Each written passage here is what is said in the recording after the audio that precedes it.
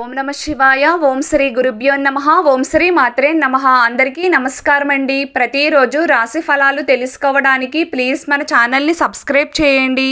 అలాగే వీడియోని తప్పకుండా లైక్ చేసి మన ఛానల్కి మీ వంతు సపోర్ట్ ఇవ్వండి.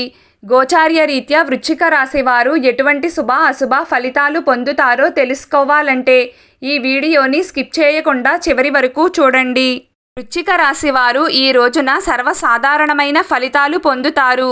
ఈ రోజున ఉండే గ్రహాల యొక్క సంచారం మీకు కొన్ని విషయాల పట్ల జాగ్రత్తలను తెలియచేస్తుంది.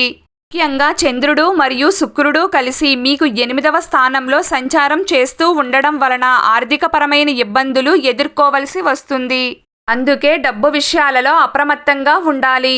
లావాదేవీలను కేర్ఫుల్గా డీల్ చేసుకోవాలి. పెట్టుబడులకు దూరంగా ఉండండి.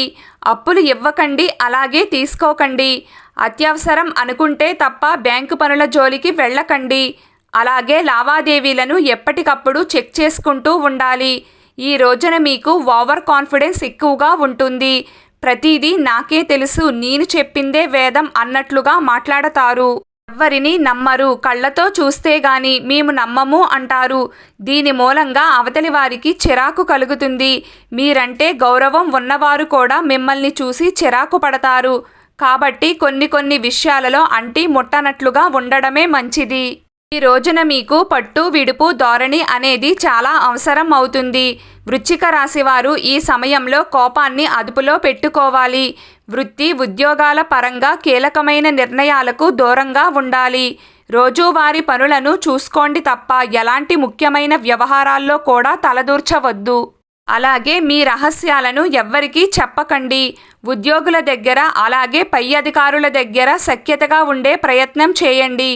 ఈ సమయంలో కుటుంబం మీకు మంచి తోడ్పాటును అందిస్తుంది. ఆరోగ్యం విషయంలో తగిన జాగ్రత్తలు తీసుకోవలసి ఉంటుంది.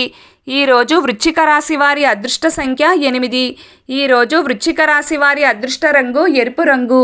ప్రతిరోజు మీకు ఇష్టమైన దైవారాధన చేస్తూ ఉండండి. అంతా శుభం కలుగుతుంది.